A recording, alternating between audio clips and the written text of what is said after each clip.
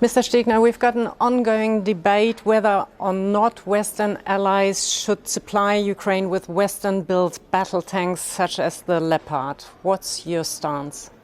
Well, I think we have a debate that is only focused on new weapons, which is, I think, a wrong idea. We just decided to send armed vehicles to the Ukraine, and in the moment that was decided, the next questions were raised whether we shouldn't send Western tanks, and what's the next, Western airplanes, and someday we talk about Western troops, I don't know. So I don't think that this is the right thing to do.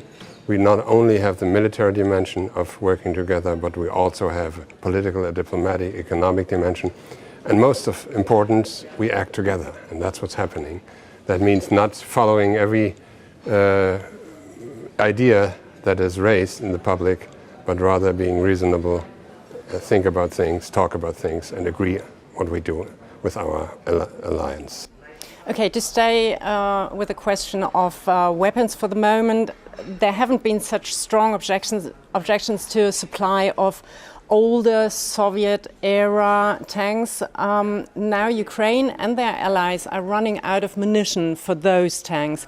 What would be the consequences? Wouldn't it be consistent to follow up with Leopards? Well, I don't know. We have sent other weapons to the Ukraine that have proven to be very effective. And besides, I'm not sure that everybody who takes part in the debate about military things is a military expert. I'm not. And the political question for us is that we act together with the allies. That's the main point. And we just had another decision. It's not the time to follow up with a very fast new decision. The Social Democrats call for more and stronger diplomatic initiatives. There have been efforts, diplomatic efforts. What exactly is lacking, in your opinion? Well, the problem with diplomacy is if it wants to be successful, it has to be behind closed doors. Therefore, it's not easy to talk about that publicly. Yet, there were initiatives. For instance, the agreement with the grain export from the Ukraine, but that was brought by the Turkish government and the United Nations, and people were very skeptical and said we cannot do that because the ships are not sure, and it was good that it was done, and I wish that we have initiatives like that more with the participation of the Western Alliance rather than the Turkish president. That would be more effective. And it's always something that is done besides all the other things. As I said, we support the Ukraine politically, economically, humanitarian aid, diplomatic means and military means. And not only, but the only public debate I see is a debate about the newest military possibility. And I'm very skeptical that it will be the military that decides about future peace order in Europe. Mm-hmm. There are military experts, security experts who say that in the recent past most conflicts haven't been solved, haven't been brought to a peace agreement at the negotiating table, but on the battlefield. What do you say? I've read that, but I'm not sure that this is true. If you look, for instance, at the American military engagement, the last successful one was the liberation of Europe, World War II. Most other military experiments that from Vietnam to Syria, Afghanistan, Iraq haven't been successful. I'm leading a committee that looks at the Afghanistan war and which has been going over 20 years with a disaster at the end. And I think we should avoid to think that political difficulties can be solved by military means. We have to support the Ukraine, not to be misunderstood, by military means also, because they have to be able to defend themselves. Yet the solution for a European security order in the future won't be a military one. But still, if you see the necessity to support Ukraine as well by military support, why not with all means? Why not with everything what is available?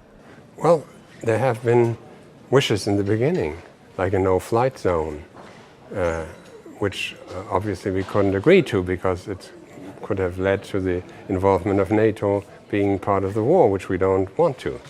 And I would say we have a lot of common interests with Ukraine, but the interests are not identical. And so there are some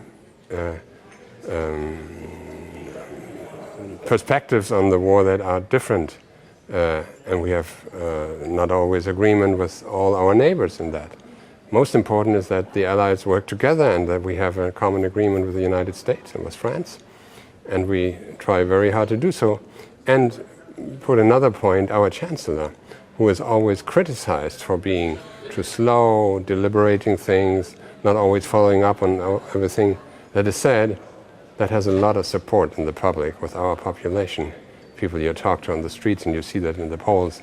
Therefore, I would say we should be calm and do what we have done so far and go on with that together with the Allies. That's the best thing to do.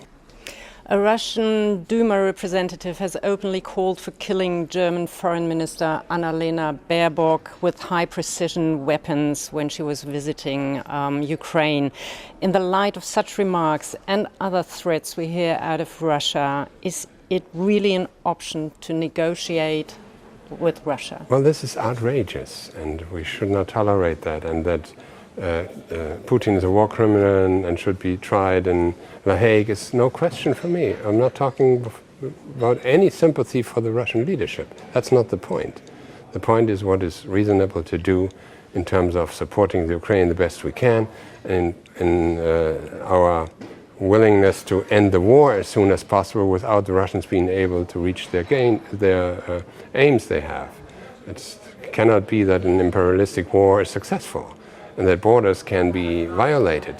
That's not our point. Yet moral rhetoric doesn't help. Reasonable politics may help, and all the things we try to do together with our allies. So you say more weapons, more offensive weapons are not the solution for this conflict. More support in other areas would be your idea to finish that war. Yet, what would your angle be? On which level could there be a diplomatic approach? Well, as I said, diplomatic approaches are only successful if they're done behind closed doors. Every public proposition, every proposal that's public would be interpreted as being something behind the Ukraine without their involvement. That's not possible. Ukraine is a sovereign state. And therefore, diplomacy is very difficult. It's quiet. Doesn't have the possibilities as all those people talking in talk shows and giving interviews and saying what weapon they think would be the right thing to do. And I'm really glad that our Chancellor has